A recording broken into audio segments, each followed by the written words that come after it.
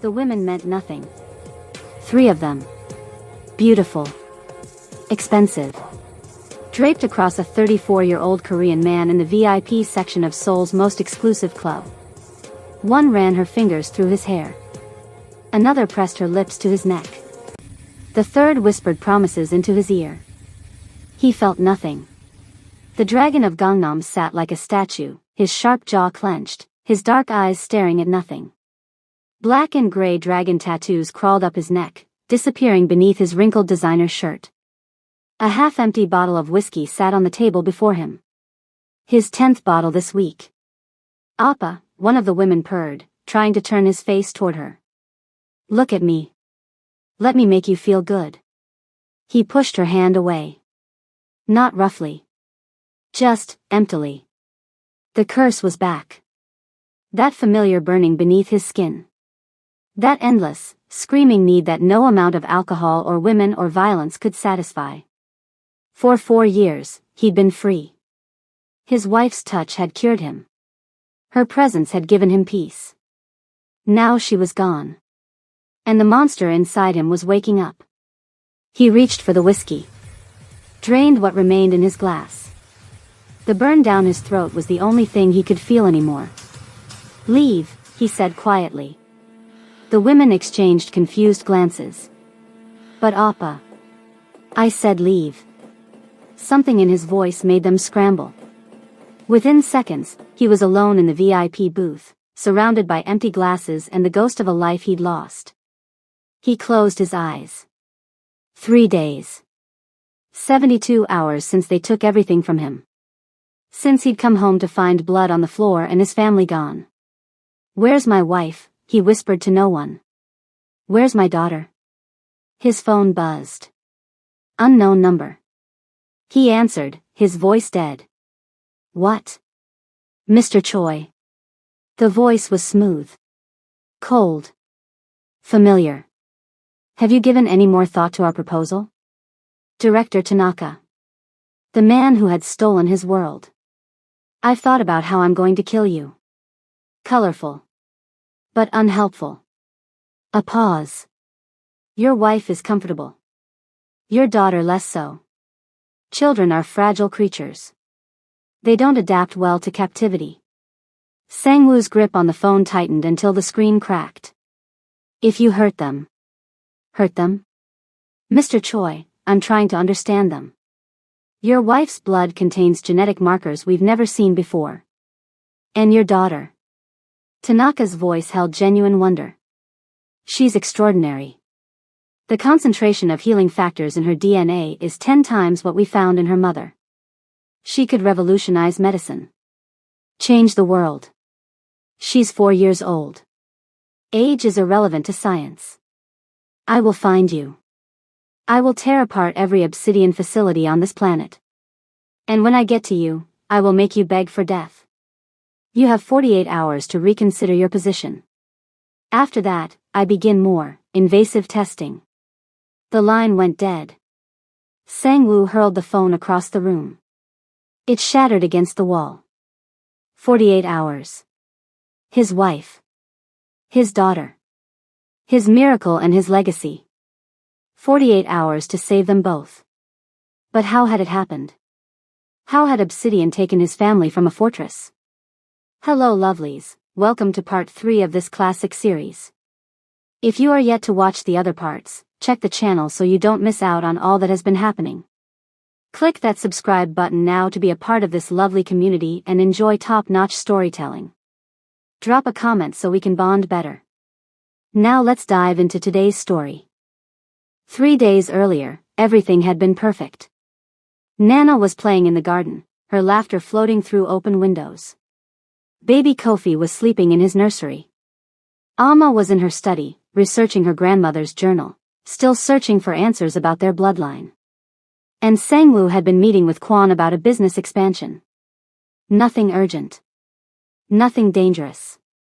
He'd come home to silence. The guards were dead, 12 men, killed without a single shot being fired. Whoever had done this was professional. Military. Precise. The nursery was untouched. Kofi was still sleeping, somehow unharmed. But Alma's study showed signs of struggle. Overturned furniture. Books scattered. A smear of blood on the doorframe. And Nana's room. He couldn't think about Nana's room. The stuffed animals knocked to the floor. The tiny handprint in blood on the wall. His daughter, his baby girl, dragged from her home by monsters. The only clue was a business card left on the kitchen counter. Black with silver lettering. Obsidian.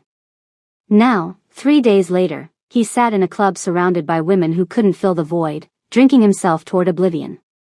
But the call had changed something. 48 hours. Invasive testing. No more waiting. No more drinking. No more despair.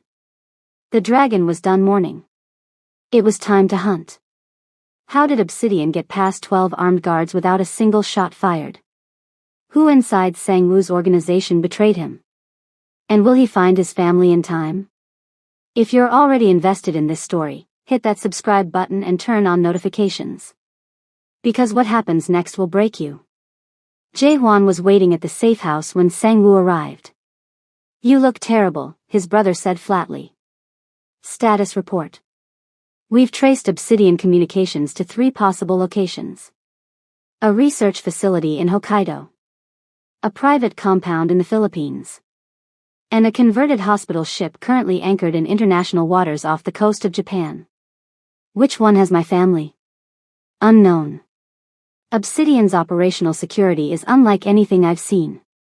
They're using rotating encryption, satellite-linked communications, dead drops. I don't care about their security. I care about finding my wife and daughter. Jae-hwan hesitated. There might be a way. But you're not going to like it. Tell me. Yoonji. The name hit Sang-woo like a physical blow. Yoonji. The woman who had tried to destroy his family twice. The woman currently serving a 15-year sentence for conspiracy and attempted murder. She worked with Jade Tiger, Jae-hwan continued.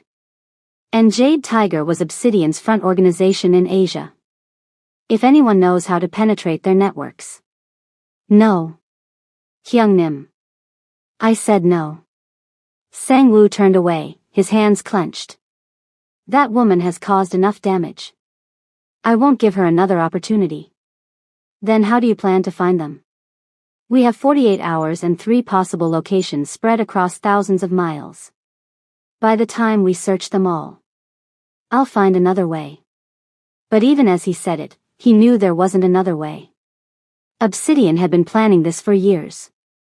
They knew his resources, his methods, his weaknesses. They'd taken his family from inside a fortress without raising a single alarm.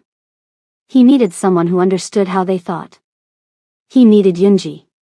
The prison hadn't changed since his last visit. Gray walls. Harsh lighting. The smell of industrial cleaner barely masking decades of desperation. Yoonji was brought to the visiting room in chains. She looked thinner than before. More tired. But her eyes still held that calculating intelligence he'd learned to respect and fear. You came back, she said, settling into the chair across from him. I heard about your family. I'm sorry. I don't want your sympathy. I want information. About Obsidian. You worked with their people for 2 years. You know how they operate. Yoonji studied him for a long moment. Why would I help you? After everything? Because whatever you did to my family, you never tried to hurt my daughter. Not directly. He leaned forward. These people have her, Yoonji. They have my 4-year-old child. And they're talking about invasive testing. Something flickered in Yoonji's eyes. Pain?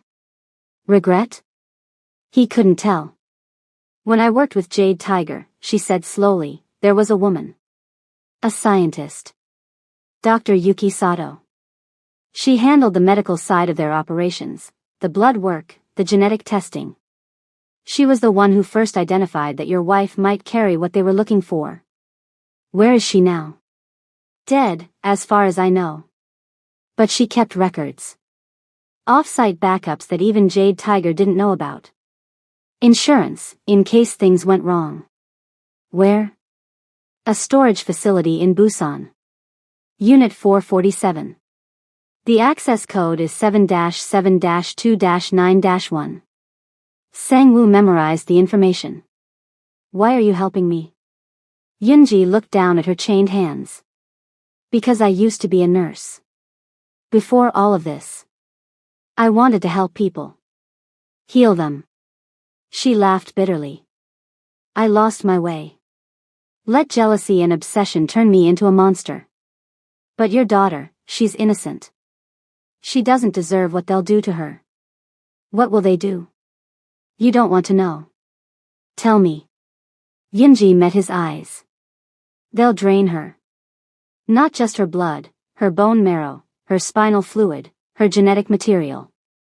They believe the healing factor is concentrated in certain tissues. They'll extract everything they can until there's nothing left. Her voice dropped. She won't survive the process. Neither will your wife. Sang-woo felt the world tilt beneath him. His daughter. His baby girl. How long? If Tanaka is following standard Obsidian protocols? Maybe 72 hours from the start of testing. Less if they're in a hurry. He stood abruptly. I'm getting them back. I know. Yoonji called out as he walked toward the door. Sang-woo.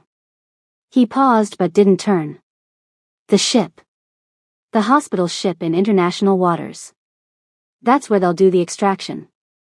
It's mobile, untraceable, and outside any country's jurisdiction. If your family is anywhere, they're there. He left without another word. But her information would save his family. The storage unit in Busan contained exactly what Yoonji had promised. Files. Hard drives. Photographs. Years of Dr. Sato's research into what she called genetic regeneration factors, the scientific explanation for what Alma's family had always called the gift. Jaewon's tech team worked through the night, decrypting files and cross-referencing data. By morning, they had what they needed. The mercy of dawn, Jaewon reported, pulling up satellite imagery on a large screen. Hospital ship, converted from a decommissioned naval vessel. Currently anchored approximately 200 kilometers off the coast of Nagasaki. International waters, just like Yoonji said. Sang-woo studied the images. The ship was massive, 300 meters long, bristling with antennas and satellite equipment. Armed guards patrolled the deck. Smaller boats surrounded it in a defensive perimeter. Security assessment? Heavy. At least 50 armed personnel, plus an unknown number of researchers and support staff. Helicopter pad on the rear deck suggests they can evacuate quickly if threatened. Entry points? 3. Main boarding ramp, which is heavily guarded. Service entrance on the lower deck, accessible only by small watercraft. And the cargo hold, which is loaded by crane from supply ships. Sang-woo traced his finger along the ship's outline. The service entrance. That's our way in. It's a suicide mission, Hyungnim. Even if we get aboard, we'll be outnumbered 10-1. Then we don't get into a fight. We get in, find my family, and get out before they know we're there. And if something goes wrong? Sang-woo looked at his brother. Then I kill everyone on that ship. 15 men against 50. One ship in the middle of nowhere. And a 4-year-old girl running out of time.